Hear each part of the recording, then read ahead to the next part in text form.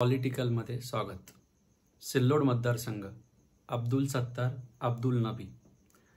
फेसबुकवर त्यांचे 52,000 फॉलोअर्स तर इंस्टाग्रामला 41,000 फॉलोअर्स आहेत। 2019ला ते काँग्रेसमधून शिवसेना मध्ये आले, निवडणूक लढले आणि आमदार झाले।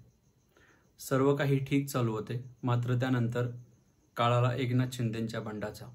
त्यांनी बंड केलं हिंदुत्वासाठी। मात्र यामध्ये सत्तारांचे हिंदुत्व कोणते, त्यांनी कोणत्या हिंदुत्वासाठी हे सगळं बंड केलं, असे विनोदी पण मार्मिक प्रश्न विचारण्यात आले। वास्तविक तो वेगळा विषय।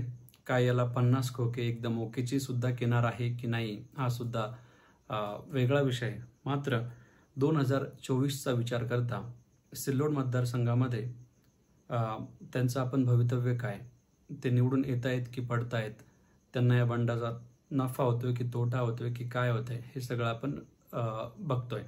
तर 2024च्या दृष्टीने विचार करता अब्दुल सत्तार हे मुरब्बी, मातब्बर व डेअरिंगबाज राजकारणी आहेत। त्यांचे काँग्रेस, शिवसेना, राष्ट्रवादी व इतर अनेक बऱ्याच पक्षांमध्ये त्यांचे मित्र आहे व चांगले घनिष्ठ संबंध आहे। 2019ला प्रभाकर पडळकर जे अपक्ष उमेदवार होते, त्यांनी यांना खूप चांगल्या प्रकारे फाईट दिलेली आहे। त्यांना जवळजवळ 1,00,000 मते मिळाली, मात्र अब्दुल सत्तारांना 1,22,000 मते मिळाली। त्यामुळे ते 22,000 मतांनी निवडून आले।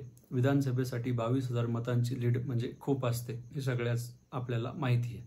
वास्तविक आमच्या ॲनालिसिसनुसार आमचा अंदाज असा आहे की यावेळेस सुद्धा त्यांचा वाढता जनसंपर्क बघता आणि सत्ताधाऱ्यांमध्ये त्यांची असलेली जी मैत्री आहे त्यामुळे त्यांना मिळणारा निधी, मतदारसंघात होणारे कामं, यामुळे सत्तार यावेळेस सुद्धा सिल्लोड मतदारसंघामध्ये बाजी मारत आहेत।